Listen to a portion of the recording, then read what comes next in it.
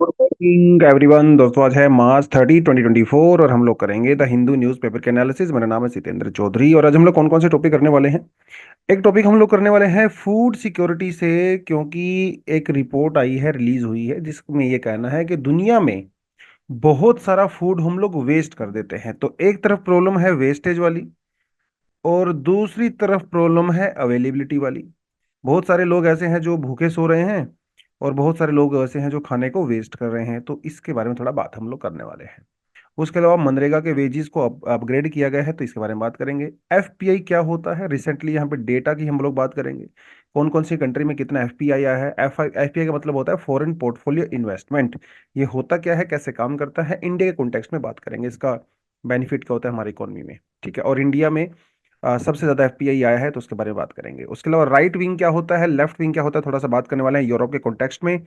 और Indian politics से कुछ इश्यूज के बारे में बात करेंगे, खासकर इलेक्टोरल बॉन्ड। हालांकि इलेक्टोरल बॉन्ड आप 50 बार पढ़ चुके हो, लेकिन आज वाला जो आर्टिकल है ना, बहुत ही सिंपल भाषा में एकदम से इलेक्टोरल बॉन्ड की धज्जियां उड़ा के रखी हुई है मतलब अच्छा आर्टिकल है, मतलब क्रिटिकल एनालिसिस के लिए इंपॉर्टेंट है। ठीक है, चलिए तो सीधा करते हैं, पहले मुद्दे पे ही चलते हैं सीधा, कोई सीधा वो नहीं है यहाँ पे।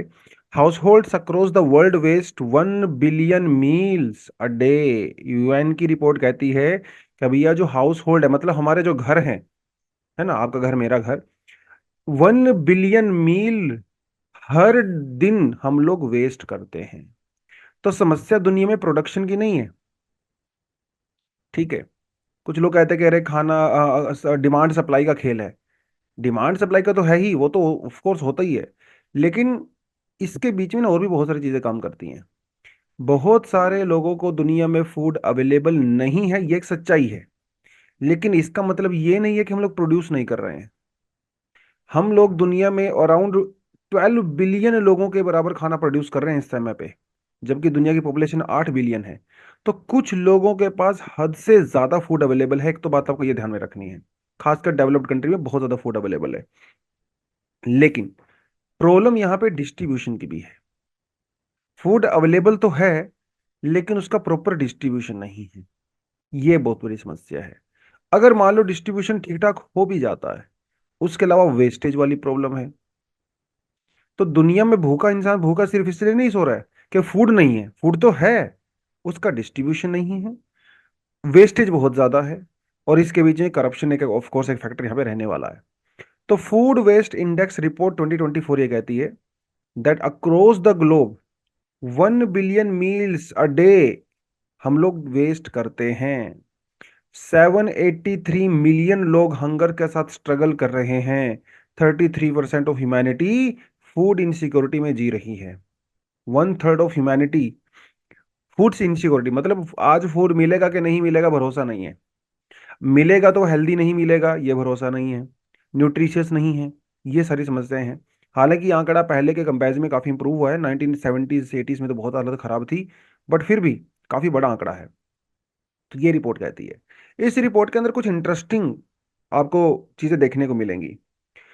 जैसे होटल इंडस्ट्री वगैरह होती है, फूड सर्विसेज वगैरह होती हैं, ये इतना ज्यादा फूड वेस्टेज नहीं करते हैं। सबसे ज्यादा फूड वेस्टेज 60% होता है हमारे घरों से।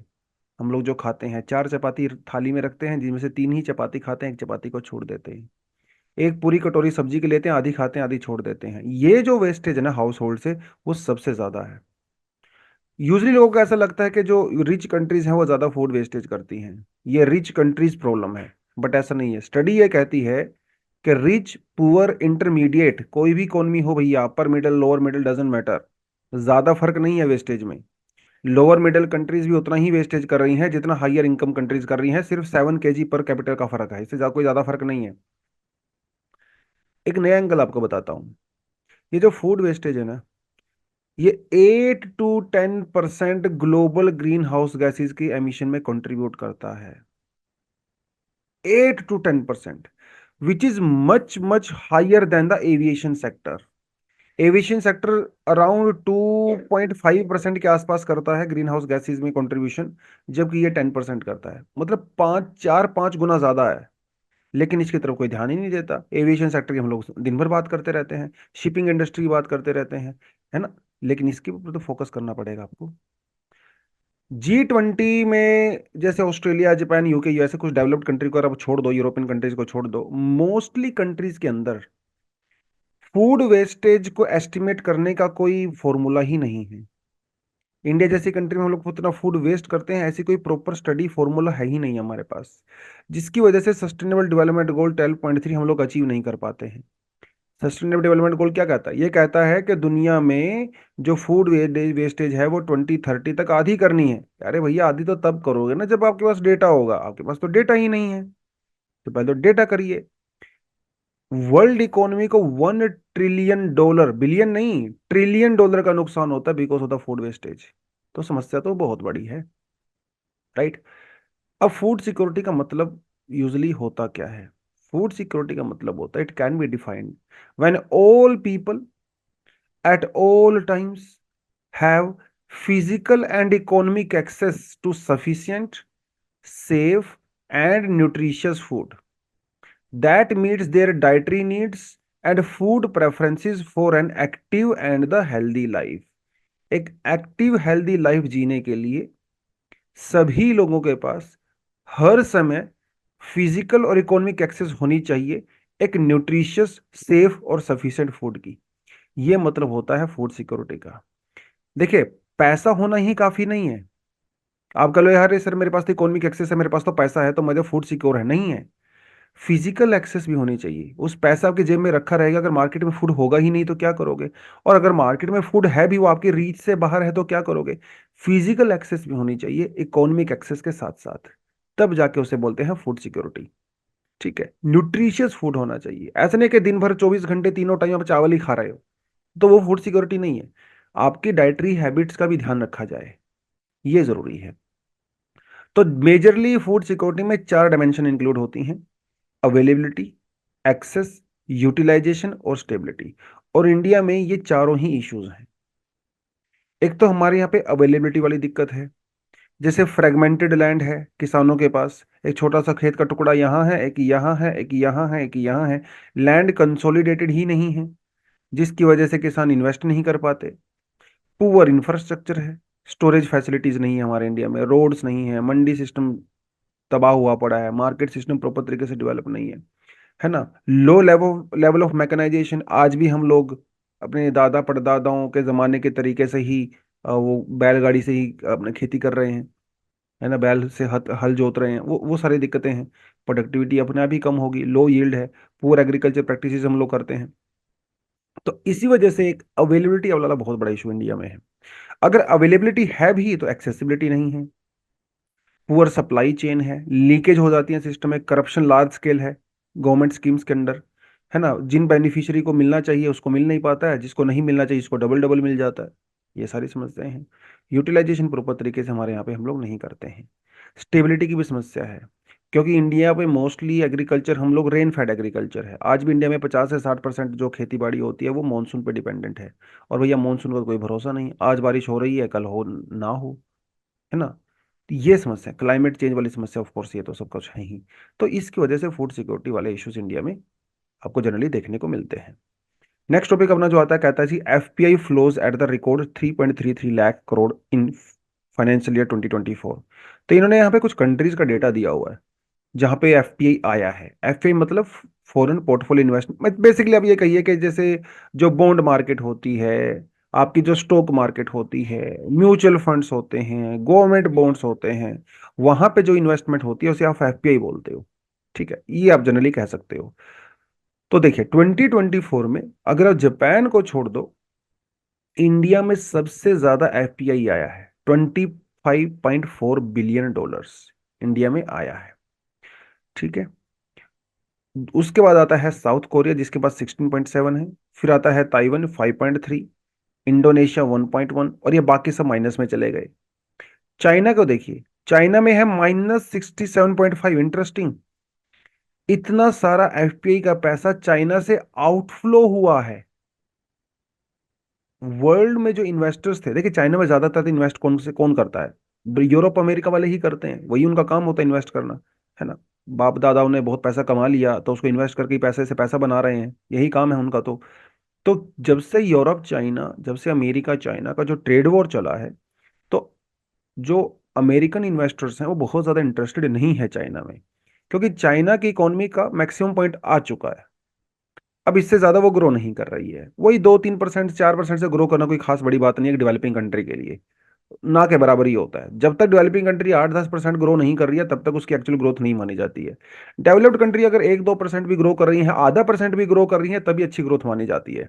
तो चाइना का पीक पॉइंट लगभग आ चुका है और ऊपर से जो पॉलिटिकल इश्यूज हैं वो तो है ही। तो इसकी वजह से वहां पे माइनस में यहाँ पे जा रहा है। तो एक तो ये अच्छी बात है भाई, 3.3 लाख करोड़ रुपए मतलब $40 बिलियन के आसपास जो पड़ता है इक्विटी डेट हाइब्रिड इंस्ट्रूमेंट के अंदर इंडिया में इन्वेस्टमेंट किया गया है। जापान को अगर आप यहाँ पे छोड़ दो तो वो सब हम लोगों ने बात कर ही लिया है। तो एक तो ये है कि इंडिया में जो मार्केट कैप है वो डेफिनेटली इंक्रीज हो रही है डे बाय डे। और ऐसा माना जा रहा है कि 2030 तक $10 ट्रिलियन मार्केट कैप इंडिया की हो जाएगी। मतलब बहुत सारे ग्लोबल इन्वेस्टर्स हैं जो इंडिया के अंदर थोड़ा सा अभी इंटरेस्टेड यहाँ पे नजर डेफिनेटली आ रहे हैं। कोविड हो, पॉलिटिकल कन्फ्लिक्ट, जियो पॉलिटिकल कन्फ्लिक्ट के बावजूद भी इंडिया ने ठीक ठाक अपनी मार्केटों को यहाँ पे मैनेज किया है अकॉर्डिंग टू दिस आर्टिकल। ठीक है। तो इसी वजह से दुनिया इंडिया जो है एक यंग कंट्री भी है, ग्रोइंग इकोनॉमी है, तो वर्ल्ड इन्वेस्टर्स डेफिनेटली इसको इग्नोर नहीं कर सकते। पीएलआई स्कीम वगैरह जिस तरह से चलाई गई है देश में, तो उससे भी अच्छा खासा माहौल बना है। बैंकों के पास जो एनपी है वो काफ़ी कम है, 2-3% के आसपास है। एक ज़माना था जब एनपीए 2012-13 में 10% से प्लस चला गया था। तो ये क्योंकि एनपीए भी ठीक ठाक है तो हमारा बैंकिंग सेक्टर की हेल्थ भी ठीक है। तो इससे एक ना पॉजिटिव जो है मार्केट में सिग्नल जाता है। उसके अलावा जो इंडिया की जो बॉन्ड मार्केट है वो जेपी मॉर्गन और ब्लूमबर्ग ने अभी इंटरनेशनल बॉन्ड इंडेक्स के अंदर इंट्रोड्यूस किया है।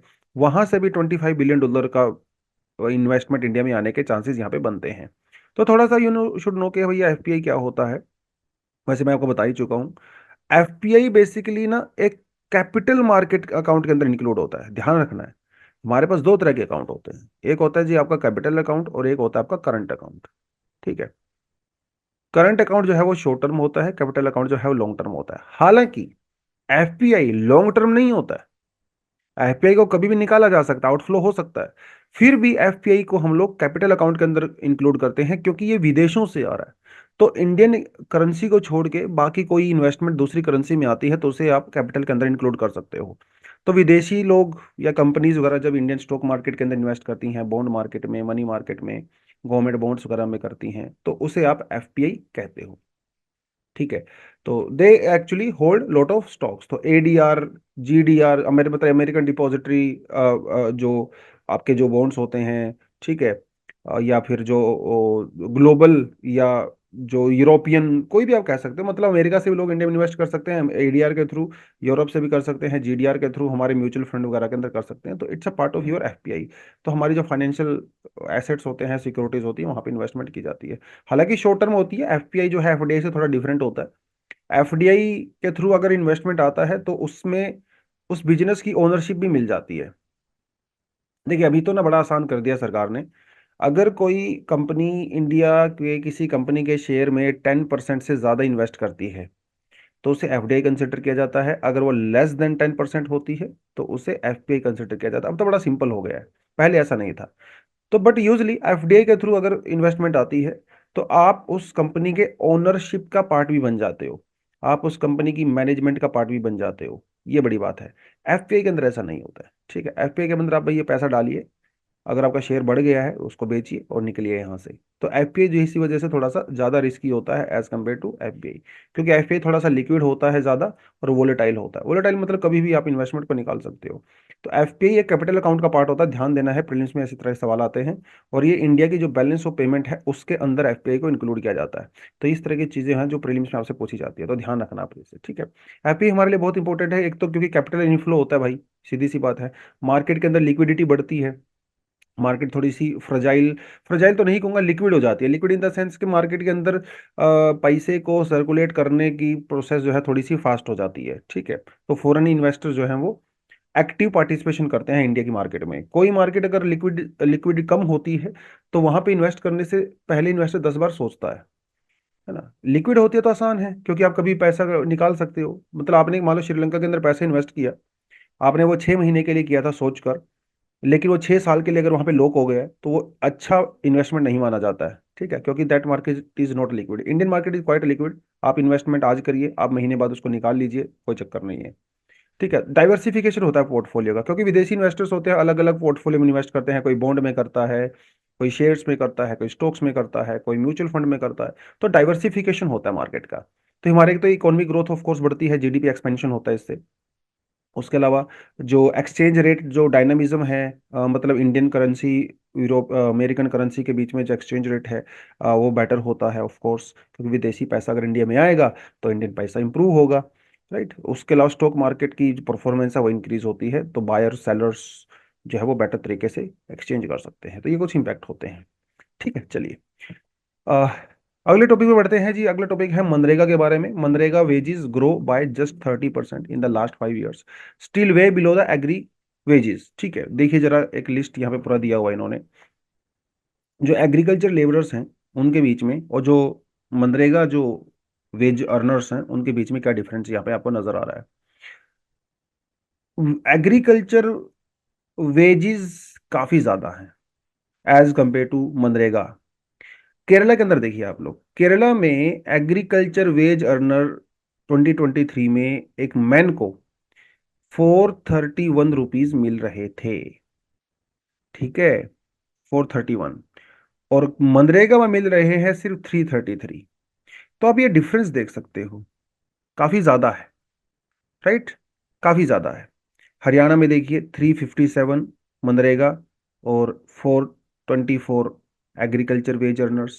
ठीक है, कितना फर्क है, 67 रुपीज का फर्क है। राइट। केरला में सबसे ज्यादा फर्क है। केरला में एग्रीकल्चर वेज अर्नर को 700 रुपये से ज्यादा मिलता है, 700 से ज्यादा मिलता है, जबकि मनरेगा वर्कर को वहां पे सिर्फ 333 रुपये ही मिलते हैं। तो यानी कि 431 रुपये का फर्क है भाई केरला में दोनों के बीच में। तो भैया मनरेगा में काम कोई क्यों करेगा, एग्रीकल्चर लेबर के अंदर काम करेगा। हरियाणा में ये डिफरेंस है सबसे कम नजर आता है। ठीक है, ओनली 67 रुपीज। हालांकि 67 भी नहीं है, 1 रुपए का फर्क है, सही बताऊं तो मैं आपको। क्योंकि सेंट्रल गवर्नमेंट जितना पैसा देती है मनरेगा अर्नर्स को, उसके अलावा स्टेट गवर्नमेंट भी ऊपर से कुछ अपना पैसा डालती है, टॉप अप बोलते हैं जिसको। तो हरियाणा गवर्नमेंट काफी टॉप अप करती है। और अगर आप हरियाणा की बात करें तो यहाँ पे जो एग्रीकल्चर जो अर्नर है वो 375 रुपीज पर डे कमाता है, और जो मनरेगा वर्कर है वो 374 रुपीज कमाता है। ठीक है, 1 रुपया कम कमाता है। सबसे ज्यादा पैसा हरियाणा में मिलता है मनरेगा वर्कर्स को, और ये जो एग्रीकल्चर के बीच में गैप है वो हरियाणा में सबसे ज्यादा कम है। केरला में ये जो गैप है वो 431 रुपए का, बहुत ज्यादा है। इसलिए केरला वगैरह के अंदर मनरेगा उतना सक्सेसफुल भी नहीं रहा, क्योंकि वहाँ पे डिफरेंस बहुत ज्यादा है।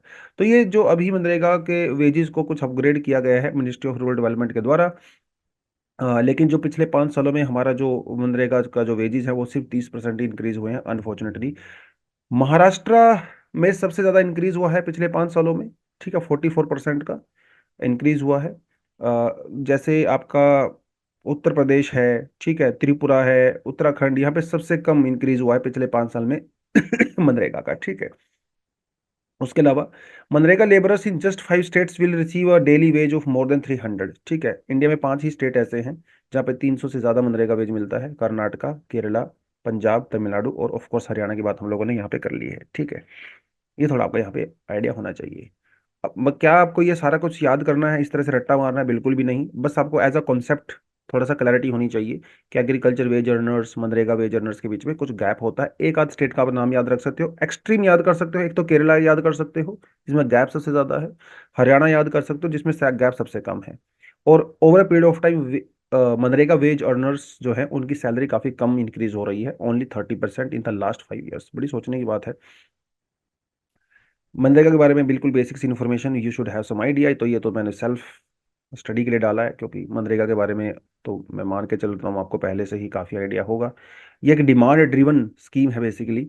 मतलब इसमें ऐसा है कि सरकार आपको खुद से आके काम नहीं देगी, भैया आओ काम कर लो, नो, आपको डिमांड करनी पड़ेगी, तब जाके आपको काम मिलता है। ठीक है, आपकी ग्राम पंचायत जो है वहाँ पे जाइए, प्रधान जी को बोलिए कि मुझे काम चाहिए मनरेगा के अंदर, तो आपकी एप्लीकेशन को फॉरवर्ड किया जाता है, विद इन 15 डेज आपको काम मिल जाता है। अगर 15 दिन के अंदर आपको काम नहीं मिलता है तो पैसा फिर आपके अकाउंट में आना शुरू हो जाएगा। तो ये एक डिमांड ड्रिवन बेसिकली पॉलिसी होती है। और ऐसी कोशिश की जाती है कि आपका जो गाँव है उसके 5 किलोमीटर के अंदर ही अंदर आपको जो है वो काम मिले। ठीक है। और ये पूरी जो स्कीम रहती है गाँव में उसको 6 महीने के अंदर ऑडिट भी कराना पड़ता है। तो ये कुछ कुछ चीज़ें हैं इसके बारे में, है ना। 100 डेज का काम आपको मिलेगा भाई, साल भर में। आप मुझे कमेंट सेक्शन में ये बताइए कि इंडिया का कौन सा ऐसा स्टेट है जिसने मनरेगा जैसी स्कीम जो है अर्बन एरिया के अंदर भी, सिटीज के अंदर भी इंक्लूड की है। अभी रिसेंटली लास्ट ईयर ही किया था। तो नीचे कमेंट सेक्शन में बताओगे तो मजा आएगा। चलिए जी। There are lot of issues regarding MNREGA, क्योंकि पेमेंट यूजली काफ़ी डिले हो जाती है। कास्ट बेस्ड सेग्रीगेशन भी यहाँ पे कई बार देखा गया है। ठीक है, उसके अलावा ये बड़ी अनफॉर्चुनेट सी बात है, बट ऐसा हो जाता है। ठीक है, जो ग्राम पंचायत है इसका रोल यहाँ पे काफ़ी कम हो जाता है। और ज़्यादातर रोल यहाँ पे सेंट्रल गवर्नमेंट का है, फिर स्टेट गवर्नमेंट का है। पंचायत का तो सिर्फ काम इतना ही है कि भाई आपको सिर्फ और सिर्फ नो एप्लीकेशन एक्सेप्ट करनी है। तो गांव की ऑटोनॉमी हो ज़्यादा होनी चाहिए थी, ये मनरेगा का थोड़ा सा नेगेटिव एक एस्पेक्ट है। क्योंकि इससे डिसेंट्रलाइजेशन नहीं होता है। जब हम लोग ग्रास रूट डेमोक्रेसी की बात करते हैं तो मनरेगा ग्रास रूट डेमोक्रेसी को उतना प्रमोट नहीं करता है जितना इसके अंदर पोटेंशियल था। ज़्यादा कर सकता था लेकिन नहीं हो रहा है। मनरेगा की वजह से कई सारे सस्टेनेबल डेवलपमेंट गोल्स भी हम लोग अचीव कर पा रहे हैं। जैसे पॉवर्टी वाला, जीरो हंगर, रिड्यूस्ड इनइक्वालिटीज है ना, good health etcetera etcetera, equality वगैरह, वो सब हम लोग कर पा रहे हैं। और आप मुझे कमेंट सेक्शन में बताएं कि मनरेगा में विमेन को जो है कितना रिजर्वेशन वो दिया गया है। ठीक है, चलिए थोड़ा आगे बढ़े। नेक्स्ट जो अपने पास आर्टिकल आता है, that article is about this. ठीक है, Meloni leap and rift disrupt far right prospects of the wielding power in the EU. ज़्यादा नहीं पढ़ना है इसके बारे में, बल्कि थोड़ा सा बता देते हो कि जो इटली की जो मैडम है, प्राइम मिनिस्टर हैं मिलोनी जी, इनके ऊपर ये आरोप लगाया जाता है कि काफ़ी ज़्यादा राइट विंग है। काफ़ी ज़्यादा तो नहीं है, लेकिन यस डेफिनेटली जिस पार्टी को ये लीड करती हैं वो राइट विंग पार्टी है।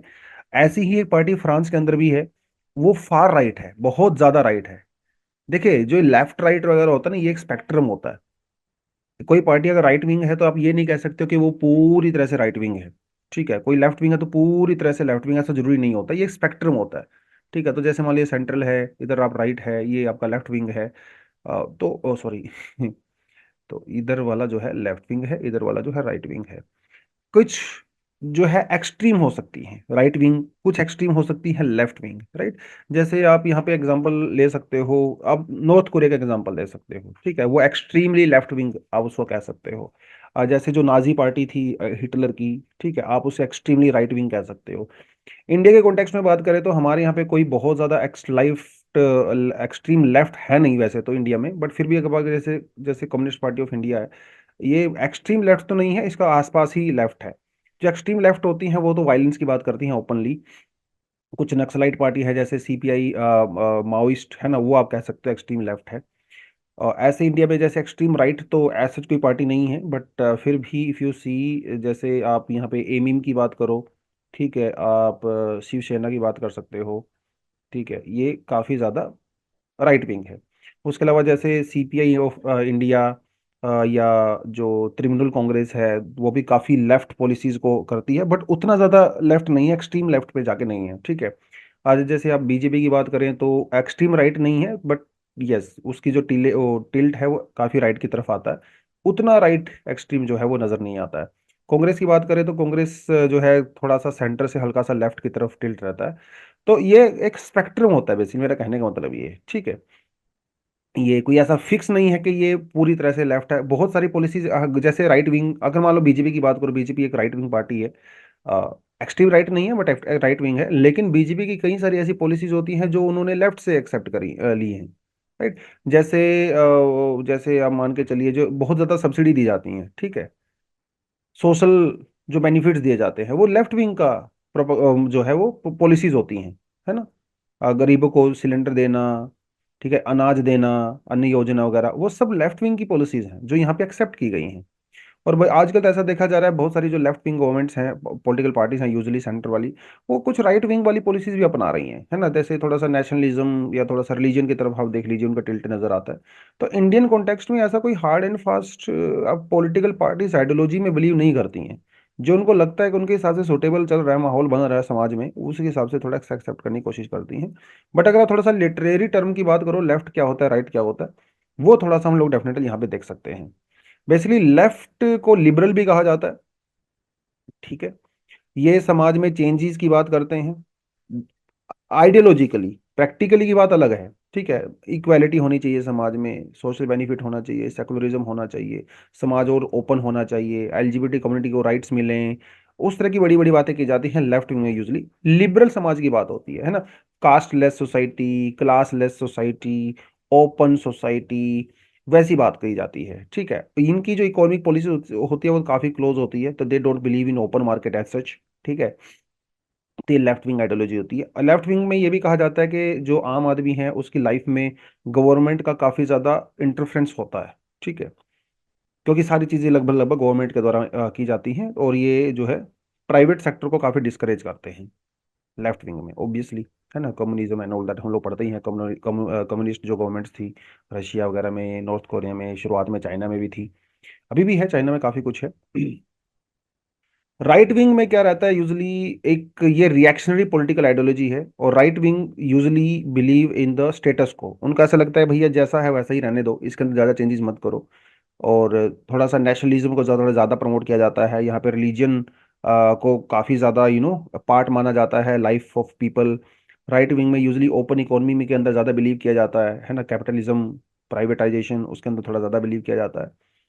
और राइट विंग में यूजली आइडियोलॉजी मानी जाती है कि गवर्नमेंट का इंटरफेरेंस आम आदमी के जीवन में कम से कम होना चाहिए। आम आदमी अपने हिसाब से लाइफ जीना चाहे तो वो जी सकता है, थोड़ा सा ओपन टाइप ऑफ सोसाइटी को यहाँ पे बिलीव किया जाता है। इसके अंदर कुछ एक्सेप्शंस डेफिनेटली हो सकते हैं, स्पेशली इंडिया के केस में, but definitely Indian context is different.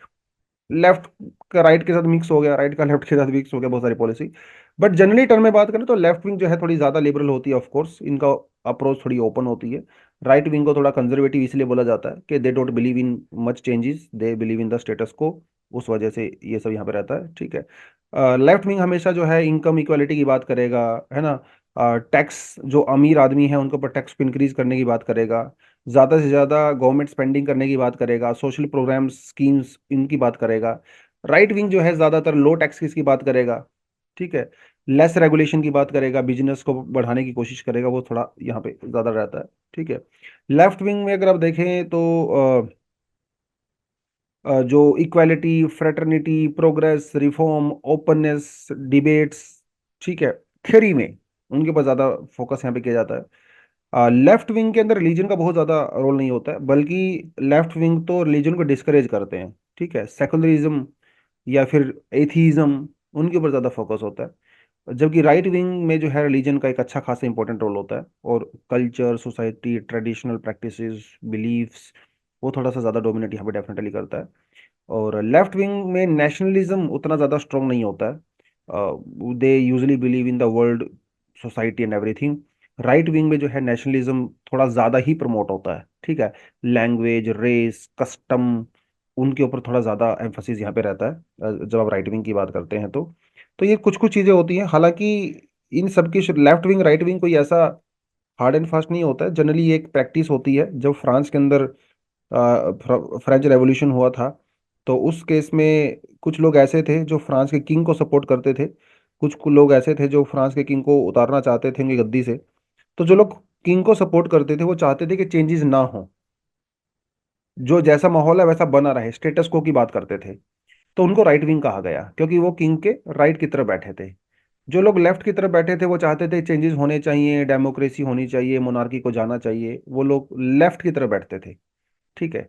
तो इसलिए उनको लेफ्ट विंग कहा गया। तो बेसिक ये ऐसा ही है, हालांकि इंडियन कॉन्टेक्स्ट में तो बहुत सारी चीजें यहाँ पे आप बात कर सकते हो। जैसे टीएमसी है इंडिया में, तृणमूल कांग्रेस है, वो काफ़ी एक लेफ्ट विंग पॉलिटिकल पार्टी है। बट स्टिल अभी अगर आप देखें तो ममता बनर्जी की गवर्नमेंट भी प्राइवेट कंपनीज को इनवाइट करने की बात करती हैं, अपने वहाँ पे इन्वेस्टमेंट का माहौल इंक्रीज करने की बात करती हैं, राइट।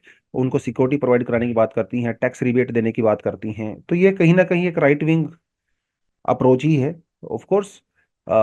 कुछ राइट विंग गवर्नमेंट है, जैसे आप यहाँ पे केजरीवाल जी की बात कर लीजिए, वैसे केजरीवाल जी काफ़ी सेंटर और थोड़ा सा सोशल वेलफेयरिज्म की बात ज़्यादा करते हैं। लेकिन कभी अगर आपने देखा है तो केजरीवाल जी ऑल्सो सेज कि भाई इंडियन करेंसी के ऊपर जो है लक्ष्मी जी की मूर्ति होनी चाहिए, गणेश जी की मूर्ति होनी चाहिए, तो वो भी रिलीजन वाला एंगल खेलते हैं कई बार।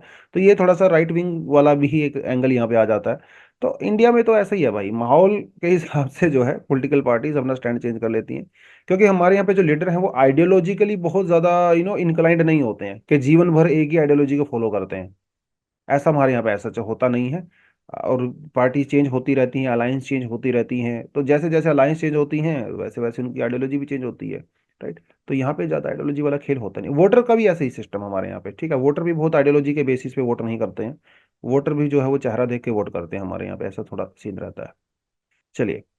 तो इलेक्ट्रल बॉन्ड को लेके एक एडिटोरियल आज आया है, और हालांकि इलेक्ट्रल बॉन्ड के बारे में आपको मोस्टली चीज़ें पता हैं, बट यहाँ पे थोड़ा सा इलेक्ट्रल बॉन्ड से ऊपर उठ के बात करेंगे। देखिए, इलेक्ट्रल बॉन्ड को तो अनकॉन्स्टिट्यूशनल डिक्लेयर कर ही दिया गया है सुप्रीम कोर्ट के द्वारा। ठीक है।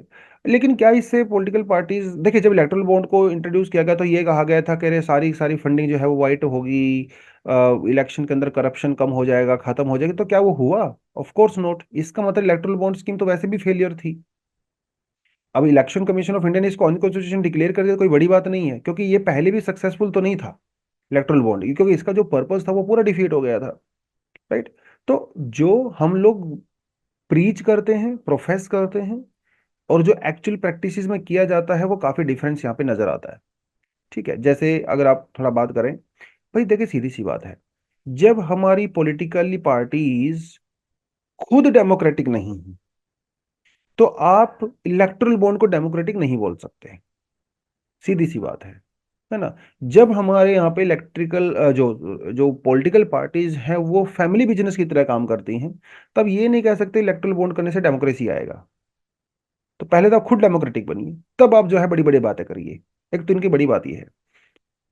अब देखिए, elected leaders mainly serving the interest of those who finance their elections hardly represent the interest of their constituency. भैया वोट तो लोग कॉन्स्टिट्यूएंसी के वोट करते हैं ना, लेकिन उस कैंपेन को फंडिंग कौन करता है?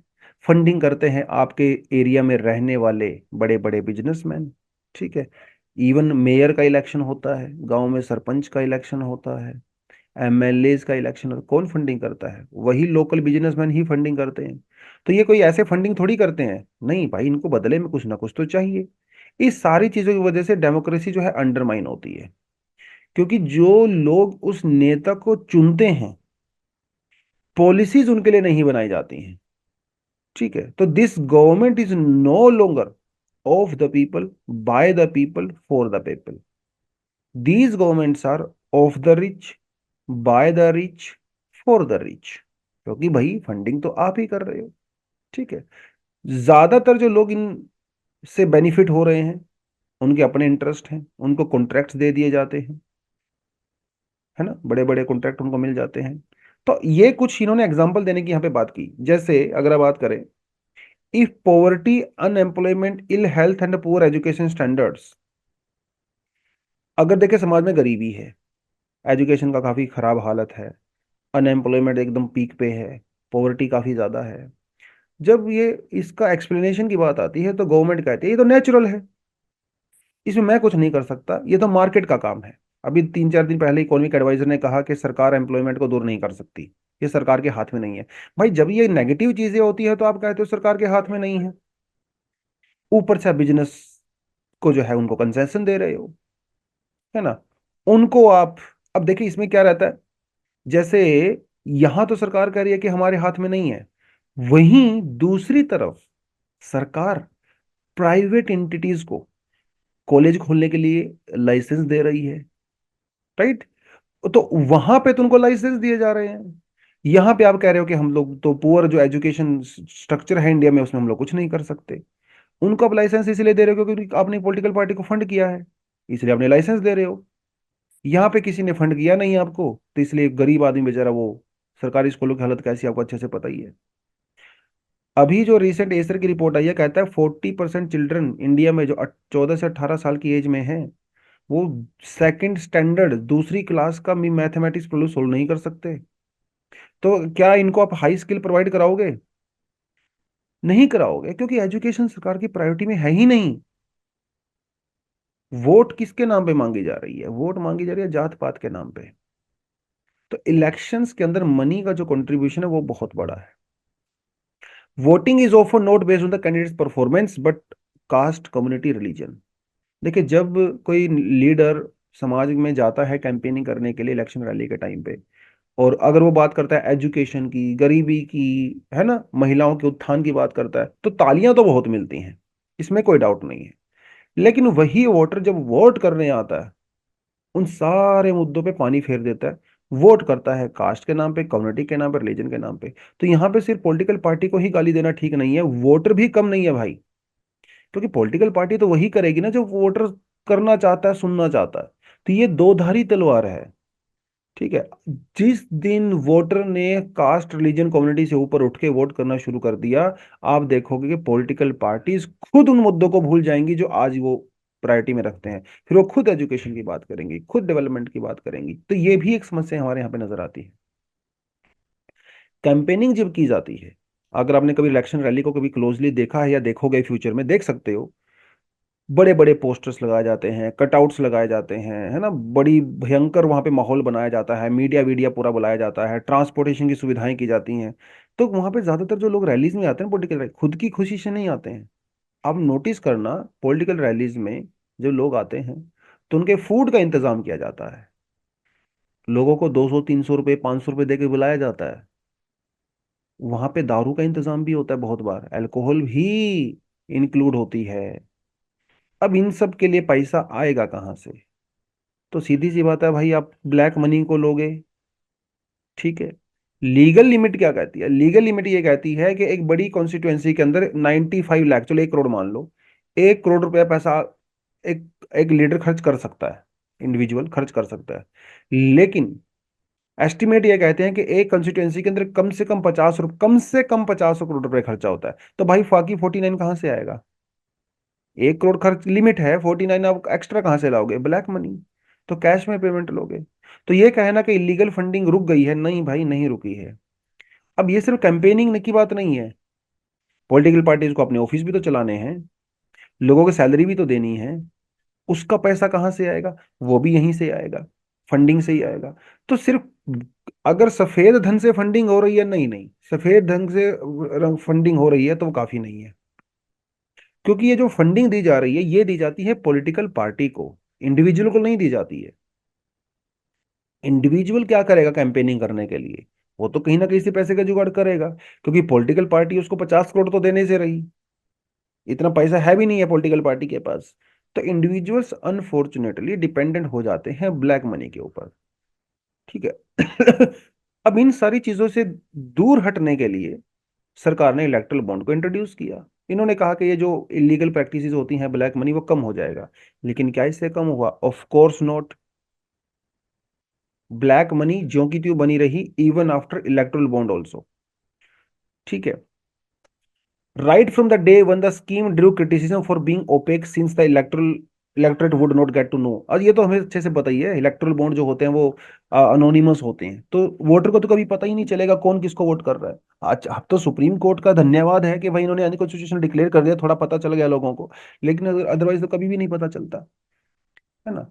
तो ब्राइब्स वगैरह तो दी जाती हैं इन टर्म्स ऑफ फेवर, है ना, वो जिसे हम लोग क्रोनी कैपिटलिज्म कहते हैं। सुप्रीम कोर्ट ने सीधा सीधा बोला कि जो इलेक्ट्रल बोर्ड के द्वारा फंडिंग की जाती है, ये फंडिंग नहीं है, ये एक फाइनेंशियल ट्रांजैक्शन है जो फेवर्स के लिए की जाती है। और यहाँ पे सिर्फ फेवर ही एक चीज नहीं है, कॉन्ट्रैक्ट वगैरह मिलते हैं वो तो अलग बात है। बहुत बार जो हैरेसमेंट होता है गवर्नमेंट के द्वारा, ED, CBI, state, CDI, CID वगैरह, इन हरासमेंट से बचने के लिए भी ये फंडिंग की जाती है।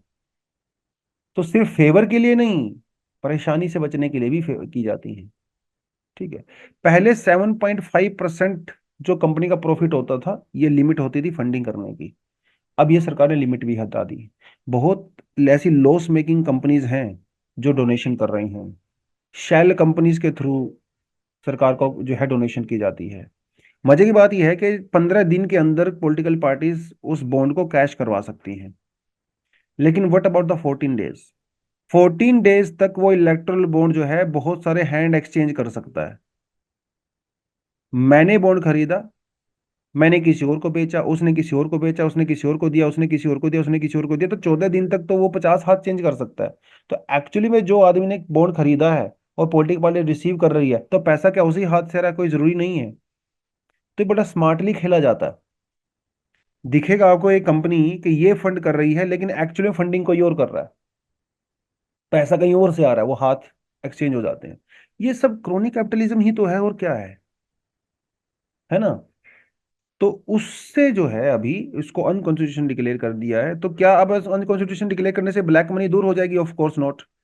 क्या इलेक्ट्रल बॉन्ड से ब्लैक मनी खत्म हो गई थी? Of course not. लेकिन एटलीस्ट अब वोटर को ये तो पता चला कि कौन किसको फंडिंग कर रहा था। तो ये सिर्फ और सिर्फ बातें करने से नहीं होगा, ठीक है। ये सब चीजें हमारी इंडियन डेमोक्रेसी को अनफॉर्चुनेटली जो है वीक करती हैं। पॉलिटिकल पार्टीज को खुद से सोचना पड़ेगा, अंदर से आवाज आएगी, ठीक है। और यहाँ पे वोटर का बहुत बड़ा इंपॉर्टेंट रोल है।